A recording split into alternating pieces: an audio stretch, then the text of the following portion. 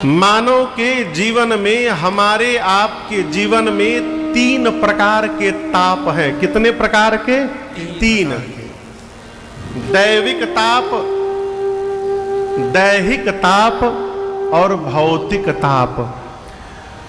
श्री काकभुशुंडी जी महाराज कहते हैं, गरुण जी, भगवान की कथा मनुष्य के जीवन के तीनों ताप का शमन करने की शक्ति रखती है। अर्थात भगवत कथा के आश्रम में रहने वाले जीव को ये 3 ताप का प्रभाव जीवन में पड़ने वाला नहीं है। भव यानी संसार के भय से कथा मुक्त कर देती है। देखिए, जगत में फंसा हुआ जीव भयभीत रहता है और भगवान में लगा हुआ जीव भय से मुक्त रहता है। ये भक्त का स्वभाव है।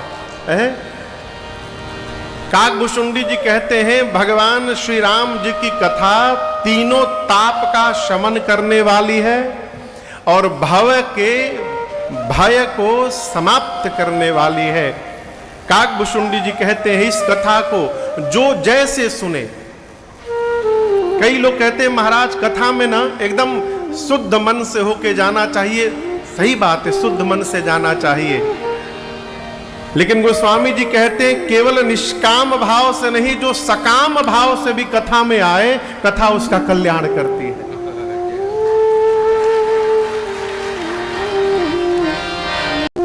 किसी भी प्रकार आइए। आज दिन में हम भैया के साथ हम लोग बात कर रहे थे, हम लोगों ने इतने नियम बना दिए हैं माई बाप कि जीव भगवान से दूर हो रहा है। और देखिए, जहां बहुत नियम प्रवेश कर जाता है वहां भैया प्रेम समाप्त हो जाता है।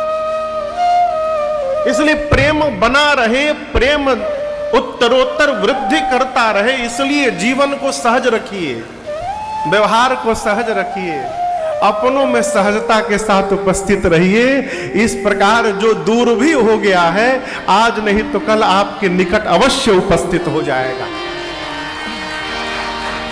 भगवान ने भेदभाव नहीं किया, भगवान ने भेदभाव नहीं किया। मेरे रघुनाथ जी जिनकी कथा मैं गा रहा हूं, मेरे रघुनाथ जी एक भीलनी के घर में जाकर उसका जूठा बेर खा लेते हैं। हम कहते हैं कि मेरे घर में दिखाई मत पड़ना, दूर रहो। हम किसकी उपासना कर रहे हो? सहज होइए। क्यों? सहज हो जाना ही जीवन की सबसे दुर्लभ भक्ति है। सहज हो जाना और सरल हो जाना। नवम सरल सब सन छल हीना, मम भरोस ही हर सन दीना। काकभुशुंडी जी कहते हैं, कामना के साथ भी जी आइए।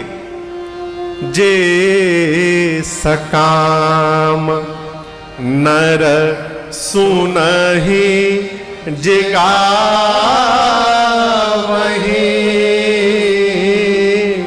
सुख संपत्ति नाना विधि पावहि। श्री काकभुशुंडी जी कहते हैं, जो मनुष्य सकाम भाव से भी कथा को सुन ले अथवा गा ले। यहां दर्शन करिए, श्रोता के लिए भी कहा गया और कथावाचक के लिए भी कहा गया। हम कथा सुना रहे हैं तो निष्काम भाव होकर बैठे हैं, भ्रम से दूर रहिएगा। हम भी भगवान से मना सकते, प्रभु स्वास्थ्य अनुकूल रखिएगा, प्रभु गले पे कृपा रखिएगा, हे प्रभु परिवार को सकुशल रखिएगा। ये क्या है? सकाम भाव से।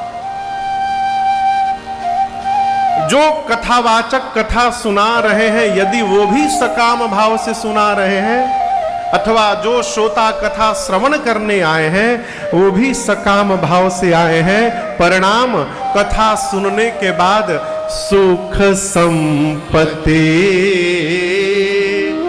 नाना विधि पावहि।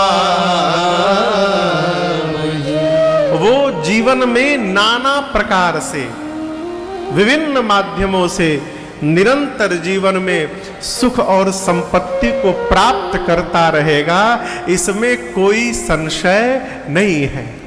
अब यहां समझिए सुख संपत्ति क्या है। सुख क्या है? हम जैसा सोचे वैसा हो गया, ये सुख नहीं है। मानव जीवन का सबसे बड़ा सुख क्या है? मनुष्य का शरीर प्राप्त करके और भगवान की कथा में उपस्थित होने का अवसर प्राप्त हो जाए, ये सबसे बड़ा सुख है। आपको सुंदरकांड में ले चलूं, श्री हनुमान जी महाराज का क्षेत्र है ये बुंदेलखंड। सुंदरकांड में एक राक्षसी है जिसका नाम है लंकिनी। क्या नाम है? लंकिनी। लंका के मेन गेट पर बैठी है। श्री हनुमान जी महाराज लंका में प्रवेश करने गए, लंकिनी ने श्री हनुमान जी महाराज को रोका। हनुमान जी ने खूब बढ़िया राम जी का प्रसादी दिया, उसको एक मुक्का मारा मुष्टिका, उसकी बुद्धि शुद्ध भई। वो राक्षसी कहती है हनुमान जी से, तात स्वर्ग अपवर्ग सुख धैर्य तुला एक अंग तुलनता ही सकल मिले जो सुख लव सत्संग। लंकिनी कहती है, हे हनुमान जी, स्वर्ग और मोक्ष का जो सुख है, स्वर्ग और मोक्ष के सुख को तराजू के एक पलड़े पर रख दीजिए। तराजू समझ रहे हैं ना, जिसमें समान वजन करते हैं। एक पलड़े पर स्वर्ग और मोक्ष का सुख रखिए और दूसरे पलड़े पर लव मात्र जीवन में सत्संग प्राप्त हो जाए, उसका सुख रखिए। स्वर्ग और मोक्ष का सुख मिलकर लव मात्र समय के सत्संग के सुख की बराबरी करने वाले नहीं है। ये सत्संग के सुख की महिमा है।